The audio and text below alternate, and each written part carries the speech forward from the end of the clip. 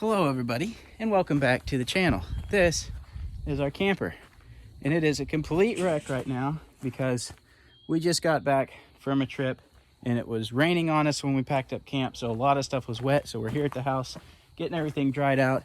As you can see, it's a mess. It's chaos. Camping with kids is chaos, but it's a lot of fun. So I'm going to take a few minutes today and run through some of our recovery gear, tools, safety stuff that we carry so that you and anybody else that's watching can hopefully take your kids on some adventures and stay safe. Obviously, it's a lot of fun. We have a lot of fun.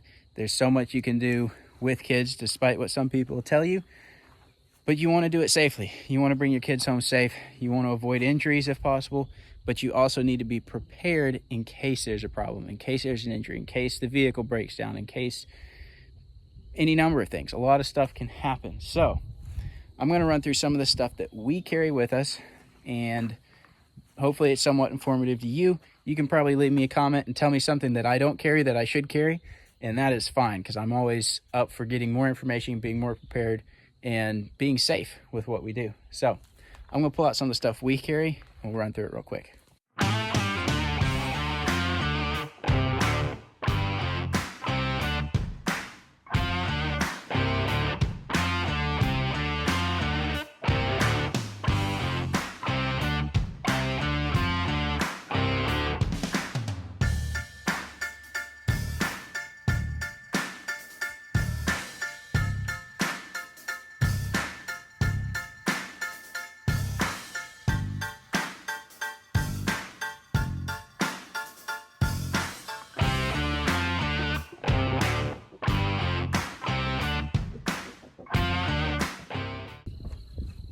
All right, I'm just going to start going through some of the stuff. I'm going to try to kind of start with some of the least important stuff and go to some of the more important, but I'm also just going to kind of go through what I have in my drawers here and pull it out in order.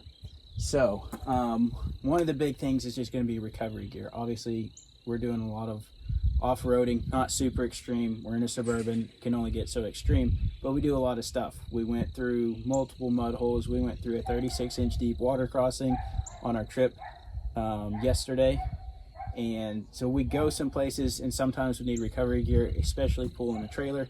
A lot of things can happen. So one tool we carry is these action tracks. You've probably heard of Max tracks. These are basically the same thing. These action tracks are really high quality, really good stuff. I haven't used them yet to get us out, but the whole point is to stick this under your wheel, give you traction, help you move forward and get out of a situation. I've used them for leveling the camper. We haven't gotten stuck and needed to use them yet, but the whole idea is to be able to put them under the wheels really quick, get out of a spot, and move on down the road without having to pull winch line and a lot of things like that. Or maybe you don't have a winch, then these are a quick and easy thing to carry that might work to get you out. Not super critical, but they're kind of handy to have.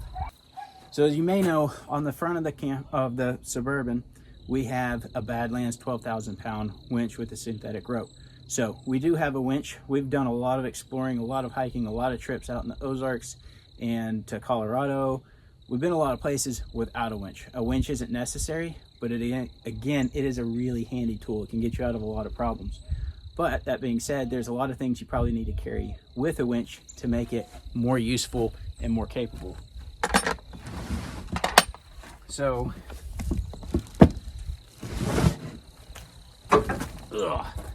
that's the hitch. So we carry this bag right here, and this is just a basic cheap Amazon kit of recovery gear. So it's got one probably 25-30 foot strap in it. It's got a tree saver strap, so you can run this around the tree when you hook up your winch line to keep from tearing up trees and stuff like that.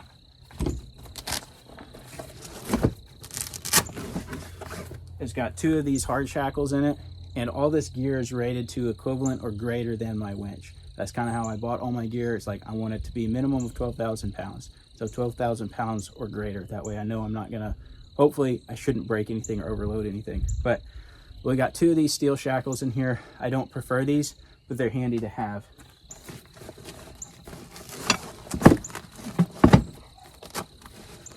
We also have a really basic snatch block here.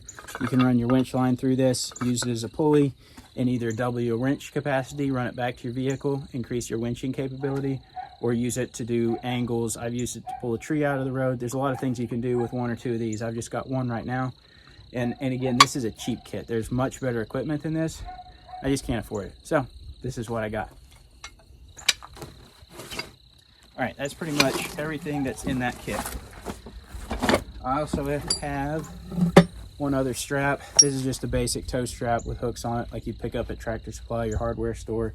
I've had this for a long time. It's just one I've carried. Good extension, whatever I might need a strap for. You can't really have too many straps.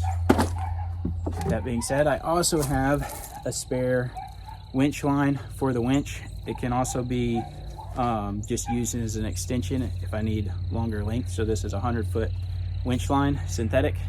And that's the same thing that's on our Badlands winch.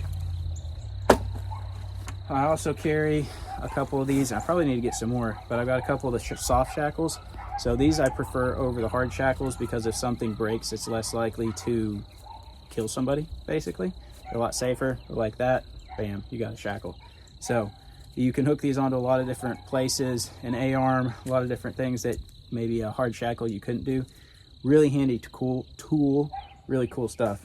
So I've got a couple of those. Again, these are cheap knockoff brands. I don't have really high quality stuff, but it should be rated for what I need.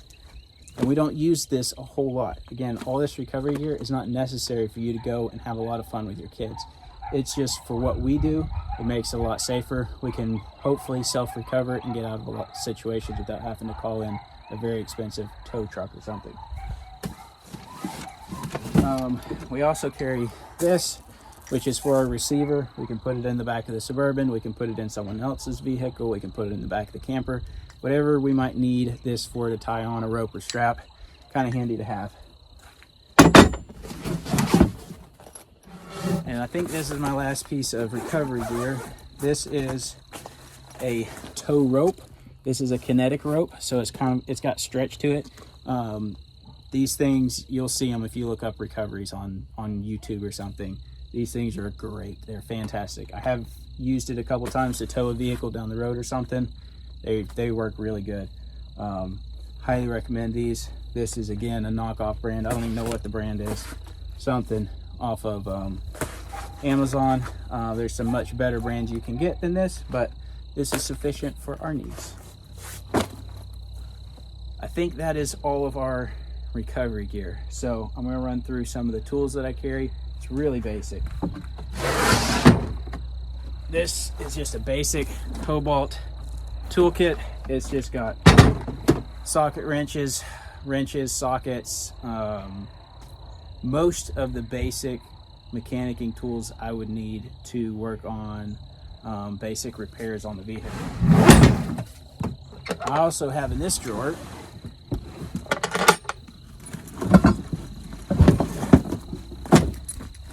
another tool bag, and I've got things like gloves in here. I've got some paracord. I've got a spare inner tube for the kid's bike, screwdrivers, zip ties, crescent wrench. I've got a socket that'll fit my wheel hubs on the front in case I need to change out a wheel bearing or a CV axle. In theory, I should have everything to do that on the trail. So just basic tools to be able to do basic maintenance and repair in case something breaks or there's an issue. All right, a couple other things that I happen to have in here. A couple knives. Always good to have knives for whatever you might need to cut. Fillet knife in case you're getting some fish, or a knife to gut a deer with. Never know when we might be hunting. Duct tape. This is your friend. Duct tape and electrical tape, two of the most important things you can have. Especially in Arkansas. Summer's coming up. Duct tape is an incredible tool to get rid of seed ticks. If you don't know what seed ticks are, that's probably a good thing because you won't like them. But duct tape is your friend with seed ticks. We also carry a variety of random ratchet straps and tie-down straps. You can do a lot of things with ratchet straps. They're one of the greatest inventions ever. Super handy. Always carry ratchet straps. You never know when you'll need them. Jumper cables. They get tangled up on everything, especially your ratchet straps. But jumper cables, always good to have. Some of this is super practical stuff, and you should already know this, but if you don't, here it is. These are a good set of jumper cables in case we need to jump ourselves or we run across someone else that needs to jump. We got them. I always carry at least one spare hitch. Sometimes I've got different styles of hitches in case I need them, but I carry one spare for the camper in case we happen to get something in a really bad bind and break a wall or something like that. It shouldn't happen. These are rated for way more than the camper is, but it's always possible. So I carry a spare one just in case, because we do put a lot of stress on our stuff. All right, here's another tool that I carry. This is the ARB 12-volt portable compressor. So a lot of people mount these under their hoods and things like that and wire them in. This one comes from ARB in this box as a little kit, and I can just switch vehicles wherever I need. And this is so we can air down and air up our tires. I also have the ARB deflator for deflating the tires so we can drop our air pressure when we're off road. All right, so one other thing I carry is my trusty Milwaukee chainsaw. I'm not going to use this when I'm cutting bulk firewood, but for running around in the woods, especially in the Ozarks and Ouachita's, like we've had tornadoes recently, we had a couple ice storms. You never know when some trees are going to be down. It's just a pretty common thing. So having a chainsaw to cut firewood around camp a little bit, or to cut a tree out of the road, very handy to have. All right, so a lot of that is probably the least important stuff. Obviously, if we get stuck, we need to be prepared. We need to be able to get ourselves out, but it's not as critical as these two things right here. This is a MyMedic MyFac Pro. MyMedic has a ton of different first aid kits, and they are really good. This has got tourniquet, this has got blood clot agent, band-aids, it's got burn stuff, it's got a lot of stuff in it, and they've got a whole bunch of different first aid kits. And there's a lot of other great people that make first aid kits, but get yourself a good first aid kit, keep it in your car. If you need to get multiples, we've been carrying this one on our hiking trips and everything. You just never know when something's gonna happen. Hopefully it doesn't, but you need to be prepared. Get some basic first aid training. Sarah and I both have been through CPR training multiple times. We've been through first aid training. I've been through EMT training. It's been a long time. I had never worked as an EMT, but I've been through the training. Just get yourself some basic knowledge on first aid, stopping bleeds, using tourniquets, things like that. You never know when you're going to run across somebody that needs help. You never know when you or one of your kids or your spouse or whoever you're with might need help. So get yourself a first aid kit. This is probably the most important thing that I could tell you to get. Another important thing, especially for us, we're often out in the Ozarks, the Ouachita's, or somewhere else. No cell phone service, no way to contact anybody. We've been down like 2 hours into a trail, a hiking trail. We're 2 hours in, and so you got to get back to the vehicle, and then it's another hour drive to even get to service. That means you're 3 hours for a healthy person walking, maybe a little less if you're running, but that's a long time if something happens, to just get the call out that somebody's hurt. Hopefully you got enough first aid stuff to fix up whatever the case is for a little while and get them out. But if you don't, if something really bad happens, you need to be able to communicate.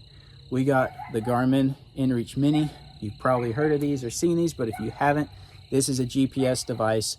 It's got Bluetooth. I can link it up to my cell phone. I can send out a text. I can send out an SOS.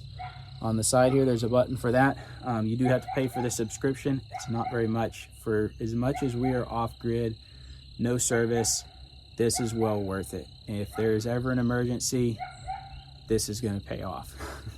Hopefully that never happens. I hope I never need to use this other than for basic communication. But I can send out a text to a family member and say, hey, here's where we're at. We're here. We're safe for the night. We're rolling out again tomorrow. You know, we can just send out information with this, where otherwise we have no way to communicate.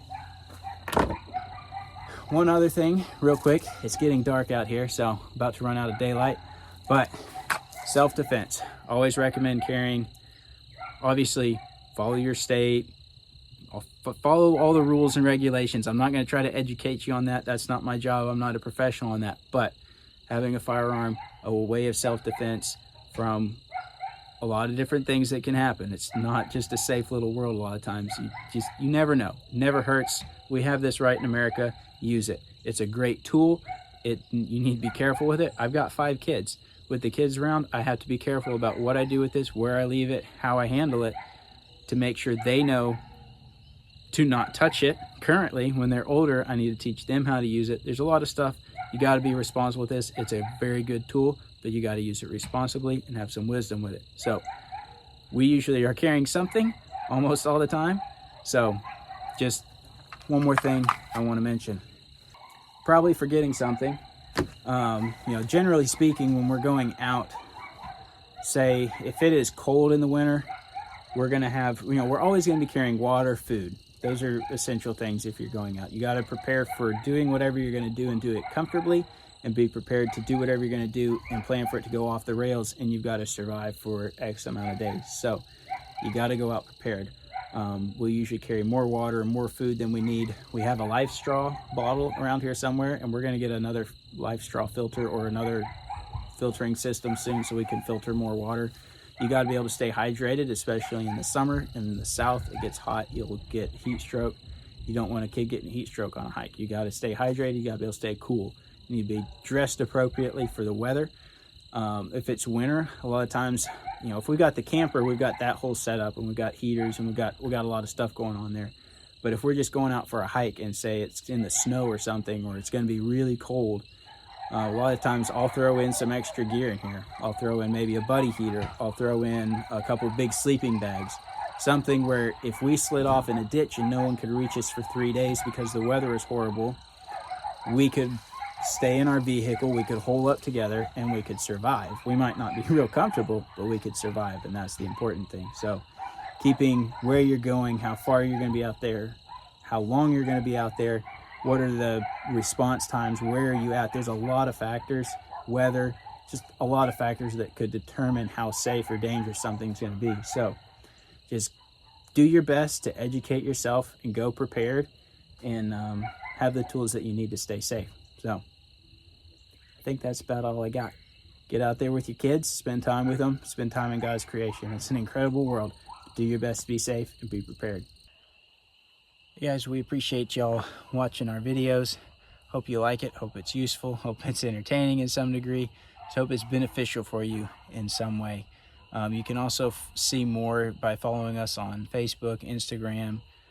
We also have a Patreon account. If you've got questions for us, you can drop them in any of those avenues. Patreon's probably the best to get like a one-on-one conversation. If you want something, information on something, want to ask us about something, feel free. That's what those platforms are there for. Sometimes we can't get to questions or whatever, but we do our best to try to answer questions. We want to help families spend time together and do things as a family and enjoy it and be safe about it. But yeah, just saying those are avenues where you can get more information or see more of what we're doing. We got a lot of stuff yet to do on the camper, and a lot of places we want to go. We want to get over into Tennessee, Kentucky. We want to get out to Colorado, Utah. There's a lot of places we'd like to see if God ever allows us a way to do that. For right now, we're pretty much stuck locally, but occasionally we'll get out on some longer trips. But that's, I think, all I want to say. We appreciate you. If you want to like and subscribe, that'll probably help you see any future videos if you enjoy our content.